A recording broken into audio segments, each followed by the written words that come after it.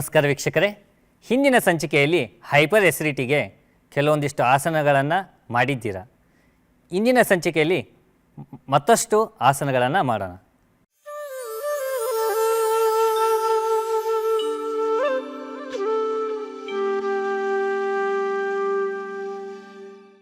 ತಾಡಾಸನ, ಆ ಅಭ್ಯಾಸವನ್ನು ಮಾಡೋಣ.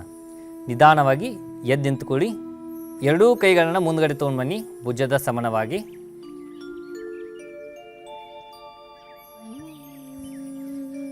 ಎರಡೂ ಬೆರಳನ್ನು ಏನು ಮಾಡ್ಕೊಳ್ಳಿ, ಇಂಟರ್ಲಾಕ್ ಮಾಡ್ಕೊಳ್ಳಿ. ಇಷ್ಟು ಬೆರಳು, 5 ಬೆರಳನ್ನು ಏನು ಮಾಡ್ಬೇಕು, ಸರಿಯಾಗಿ ಇಂಟರ್ಲಾಕ್ ಮಾಡಬೇಕು. ಒಂದು ಬೆರಳ ಮಧ್ಯೆ ಇನ್ನೊಂದು ಬೆರಳನ್ನು. ಈಗ ಏನು ಮಾಡಬೇಕಂದ್ರೆ ಎದೆ ಮೇಲೆ ತೊಗೊಂಬರಬೇಕು. ಈಗ ದೀರ್ಘವಾಗಿ ಏನು ಮಾಡಬೇಕಂತ ಉಸಿರು ತೆಗೆದುಕೊಳ್ತಾ ಮೇಲ್ಗಡೆ ಸ್ಟ್ರೆಚ್ ಮಾಡ್ತಾ ಹೋಗ್ಬೇಕು. ಹಿಂಬಡವನ್ನು ಎತ್ತಾ ಬರಬೇಕು. ನಿಮಗೆ ಸಾಧ್ಯ ಆಗದಿದ್ದರೆ ಕಾಲನ್ನು ಅಗಲಿಸಿ ಮಾಡಿ. ಕಾಲನ್ನು ಒಂದು ಫೂಟ್ ಅಗಲಿಸಿ, 1 ಫೂಟನ್ನು ಅಗಲಿಸಿ. ನೋಡಿ ಇಲ್ಲಿ ಹೀಗೆ ಕಾಲ ಏನಿರಬೇಕಂತಂದ್ರೆ 2 ಪಾದ ಸಮನಾಗಿರಬೇಕು. ನಿಧಾನವಾಗಿ ಉಸಿರನ್ನು ಬಿಡ್ತಾ ಎದೆ ಮೇಲೆ ತೊಗೊಂಬರ್ಬೇಕು. ಕೈಗಳನ್ನು, 2 ಕೈಗಳನ್ನು ಎದೆ ಮೇಲೆ ತೊಗೊಂಬನ್ನಿ. ಹೀಲನ್ನು ಡೌನ್ ಮಾಡಬೇಕು. ಮತ್ತೇನು ತೋರಿಸ್ತೀವಿ, ಉಸಿರನ್ನು ತೆಗೆದುಕೊಳ್ತಾ ಮೇಲ್ಗಡೆ ಸ್ಟ್ರೆಚ್ ಮಾಡಿ 5 ಸಾರಿ ಮಾಡಬೇಕು. ಈ ರೀತಿ ಮೇಲ್ಗಡೆ ಲಿಫ್ಟ್ ಮಾಡಿ ಹೀಲನ್ನು. ನಿಧಾನವಾಗಿ ಉಸಿರನ್ನು ಬಿಡ್ತಾ ತಳಗಡೆ.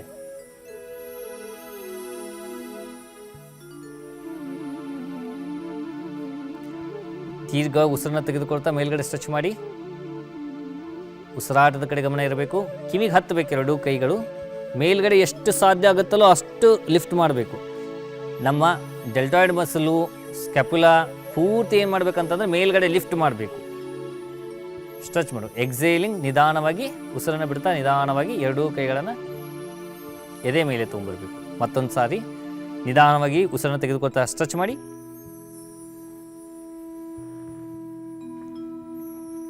ಫುಲ್ಲಿ ಸ್ಟ್ರೆಚ್ ಮಾಡಬೇಕು. ಹೀಲ್ ಮೇಲೆ ಬ್ಯಾಲೆನ್ಸ್ ಮಾಡಬೇಕು. ಮುಂದ್ಗಡೆ ಕಾನ್ಸಂಟ್ರೇಷನ್ ಮಾಡಬೇಕು. ಅತ್ತ ಇತ್ತ ಎಲ್ಲೂ ನೋಡಬಾರ್ದು. ಎಕ್ಸೇಲಿಂಗ್, ಉಸಿರು ಬಿಡ್ತಾ ನಿಧಾನವಾಗಿ ಕೈಗಳನ್ನ ಎದೆ ಮೇಲೆ ತೊಗೊಂಬನ್ನಿ. ಮತ್ತೆ ದೀರ್ಘವಾಗಿ ಉಸಿರನ್ನು ತೆಗೆದುಕೊಳ್ತಾ ಮೇಲ್ಗಡೆ ಲಿಫ್ಟ್ ಮಾಡಿ.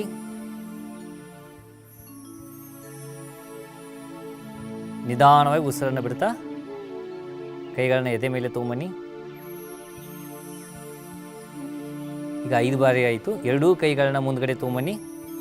ನಿಮ್ಮ ಭುಜದ ಮುಂದ್ಗಡೆ ರಿಲೀಸ್ ಮಾಡಿ. 2 ಇಷ್ಟು ಬೆರಳನ್ನು ನಿಧಾನವಾಗಿ ಉಸಿರು ತಗೊಳ್ಳಿ. ಉಸಿರು ಬಿಡ್ತಾ 2 ಕೈಗಳನ್ನು ತೊಡೆಯ ಪಕ್ಕದಲ್ಲಿ ತೊಗೊಂಬರ್ಬೇಕು. ಇದು ಏನಾಗ್ತದೆ ಅಂದರೆ ತಾಡಾಸನ ಅಂತೇಳಿ.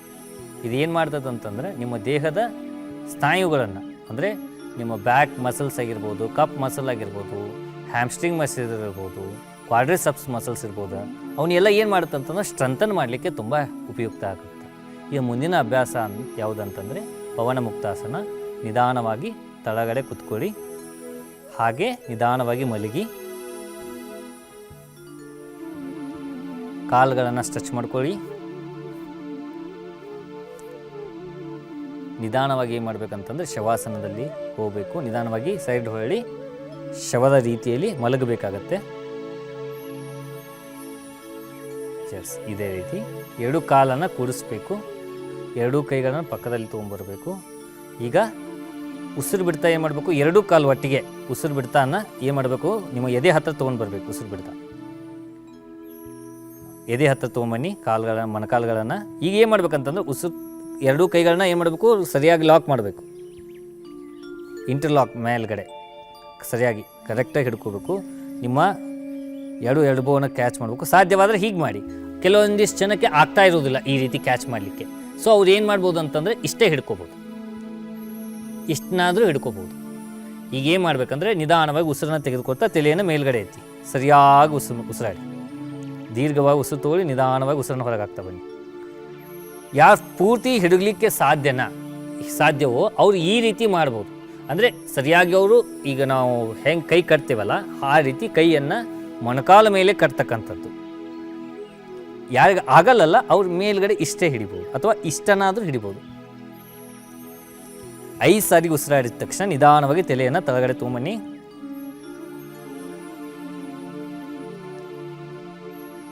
ಕೈಯನ್ನು ನಿಧಾನವಾಗಿ ರಿಲೀಸ್ ಮಾಡಿ. ತಳಗಡೆ ಇಡಿ, ಕೈಯನ್ನು ಉಸಿರು ತಗೋತಾ ಕಾಲು ಸ್ಟ್ರೆಚ್ ಮಾಡಿ. ಇದು ಪವನ ಮುಕ್ತಾಸನ. ಈಗ ಮುಂದಿನ ಅಭ್ಯಾಸ ಭುಜಂಗಾಸನ. ಮಕರಾಸನಕ್ಕೆ ಬನ್ನಿ. ನಿಧಾನವಾಗಿ ಏನು ಮಾಡ್ಬೇಕಂತಂದರೆ ಉಲ್ಟಾ ಮಲಗಬೇಕು.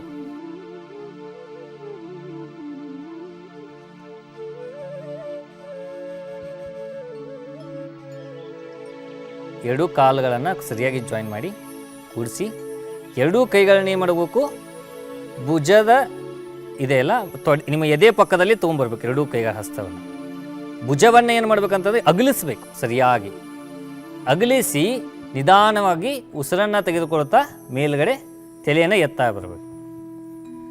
ಯಾರು ಸಾಧ್ಯವಾಗುತ್ತೋ ಪೂರ್ತಿ ಈ ರೀತಿ ಮಾಡಬಲ್ಲರೋ ಈ ರೀತಿ ಮಾಡ್ಬೋದು. ಯಾರು ಆ ರೀತಿ ಮಾಡೋಕ್ಕಾಗಲ್ಲ ಈ ರೀತಿ ಮಾಡ್ಬೋದು. ಇದು ನಿಮಗೆ ಅಷ್ಟೇ ಉಪಯೋಗವನ್ನು ಕೊಡ್ತದೆ. ಎರಡೂ ಕೈಗಳು ಭುಜದ ಅಂತರದಲ್ಲಿ ಇಟ್ಕೋಬೇಕು. ಇಟ್ಟು ಮೊಣಕೈ ಇಟ್ಟು ಸ್ಟ್ರೈಟ್ ಇರಬೇಕು. ಸೊಟ್ಟ ಪಟ್ಟ ಇಡಬಾರ್ದು, ಸ್ಟ್ರೈಟ್ ಆಗಿರಬೇಕು. ಇಟ್ಟು ಸರಿಯಾಗಿ ಬ್ಯಾಕನ್ನು ಹಿಂದ್ಗಡೆ ಸ್ಟ್ರೆಚ್ ಮಾಡಿಬಿಟ್ಟು ಮೇಲ್ಗಡೆ ನೋಡಬೇಕು. ನಿಮ್ಮ ಬ್ರೂ ಮಧ್ಯೆ, ಈ ಒಂದು ಬ್ರೂ ಮಧ್ಯೆ ಇದೆಯಲ್ಲ, ಇಲ್ಲಿ ನೀವು ಕಾನ್ಸಂಟ್ರೇಟ್ ಮಾಡಬೇಕಾಗತ್ತೆ.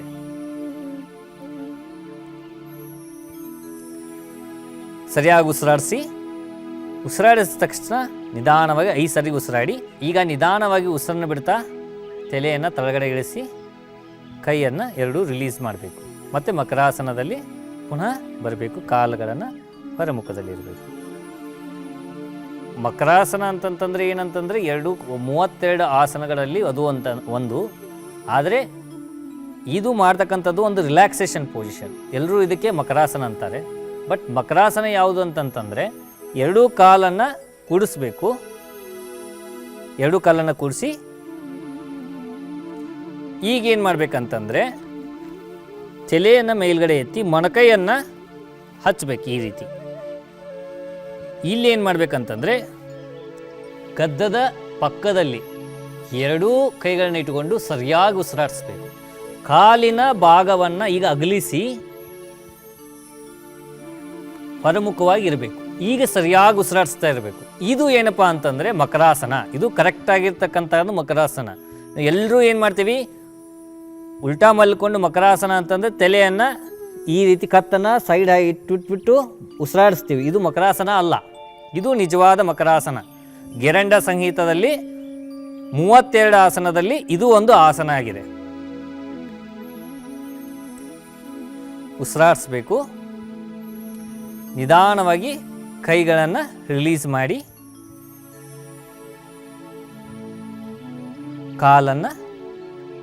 ಕಾಲು ಹಾಗೆ ಇರಲಿ.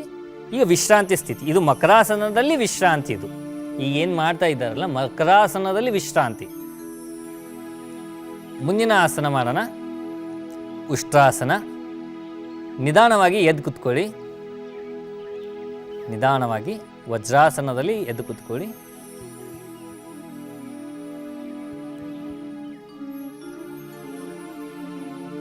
ಈಗ ನಿಧಾನವಾಗಿ ಮಂಡಿ ಮೇಲೆ ಎದ್ದು ನಿಂತ್ಕೊಳ್ಳಿ. ಎರಡೂ ಮಂಡಿಯನ್ನು ಅಗಲಿಸಿ ಭುಜದ ಅಂತರದಲ್ಲಿ. ಎರಡೂ ಕಾಲುಗಳು ಏನಿರಬೇಕಂತ ಭುಜದ ಅಂತರದಲ್ಲೇ ಇರಬೇಕು, ಗ್ಯಾಪು. ಎರಡೂ ಕೈಗಳನ್ನು ಭುಜದ ಸಮನಾಗಿ ಮುಂದ್ಗಡೆ ತೊಗೊಂಬರ್ಬೇಕು. ಎರಡೂ ಕೈಗಳನ್ನು. ಈಗ ಒಂದು ಬೇಸಿಕ್ಕು ಒಂದು ಅಡ್ವಾನ್ಸ್ ಮಾಡಿ ತೋರಿಸ್ತಾರೆ. ನಿಧಾನವಾಗಿ ಉಸಿರನ್ನು ಬಿಡ್ತಾ ಏನು ಮಾಡಬೇಕಂದ್ರೆ ಎರಡೂ ಕೈಗಳನ್ನ ಹಿಂದ್ಗಡೆ ತೊಗೊಂಡು ಹೋಗ್ಬೇಕು. ಉಸಿರನ್ನು ಬಿಡ್ತಾ ಸೊಂಟದ ಭಾಗವನ್ನು ಸರಿಯಾಗಿ ಹಿಡ್ಕೊಂಡು ಹಿಂದ್ಗಡೆ ಬಾಗ್ತಾರೆ ಇವರು. ಇದು ಬೇಸಿಕ್. ಈ ರೀತಿ ಸೊಂಟದ ಭಾಗವನ್ನು ಹಿಡ್ಕೊಂಡು ನಿಧಾನವಾಗಿ ಹಿಂದ್ಗಡೆ ಬೆಂಡ್ ಆಗಬೇಕು. ಎಷ್ಟು ಸಾಧ್ಯ ಆಗುತ್ತೋ ಅಷ್ಟು. ಈಗ ಇದು ಅಡ್ವಾನ್ಸ್.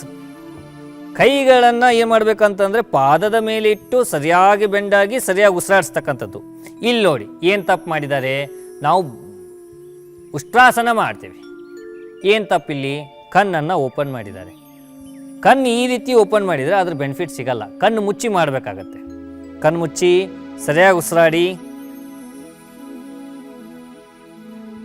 ಈ ರೀತಿ ಮಾಡಿದಾಗ ಮಾತ್ರ ಅದ್ರದ್ದು ಏನಾಗುತ್ತೆ ಅಂದರೆ ನಮಗೆ ಬೆನಿಫಿಟ್ ಸಿಕ್ಕೇ ಸಿಗುತ್ತೆ. ಉಷ್ಟ್ರಾಸನ ಅಂತ ಯಾಕಂತೀವಿ ಇದಕ್ಕೆ? ಇದು ಒಂಟೆಯನ್ನು ಹೋಲುವಂಥ ಆಸನ. ಒಂಟೆ ಆ ಮರುಭೂಮಿಯಲ್ಲಿ ಇದ್ದರೂ ಕೂಡ ಅದ್ರ ತಾಪಮಾನ ಏನು ಮಾಡ್ತದೆ, ಬ್ಯಾಲೆನ್ಸ್ ಮಾಡ್ಕೋತೈತೆ. ಅದೇ ರೀತಿ ಈ ಆಸನ ಒಂದು ಮಾಡಿದರೆ ನಮ್ಮ ಬಾಡಿ ತಾಪಮಾನ ಏನಿರ್ತೈತಲ್ಲ ಅದನ್ನು ಬ್ಯಾಲೆನ್ಸ್ ಮಾಡಲಿಕ್ಕೆ ನಮಗೆ ಹೆಲ್ಪ್ ಆಗುತ್ತೆ. ಸೊ ನಿಧಾನವಾಗಿ ಉಸಿರನ್ನು ತೆಗೆದುಕೊಳ್ತಾ ಮೇಲ್ಗಡೆ ಬನ್ನಿ. ಎರಡೂ ಕೈಗಳನ್ನು ಮುಂದ್ಗಡೆ ತೊಗೊಂಬನ್ನಿ. ನಿಧಾನವಾಗಿ ಎರಡೂ ಕೈಗಳನ್ನು ಮುಂದ್ಗಡೆ ತೊಗೊಂಬನ್ನಿ. ಎಸ್, ನಿಧಾನವಾಗಿ ಅಲ್ಲೇ ಕುತ್ಕೊಳ್ಳಿ ವಜ್ರಾಸನದಲ್ಲೇ. ಎರಡೂ ಕೈನ ಮಂಡಿ ಮೇಲೆ ಇಡಿ. ಈಗ ಪರ್ವತಾಸನ ಮಾಡೋಣ.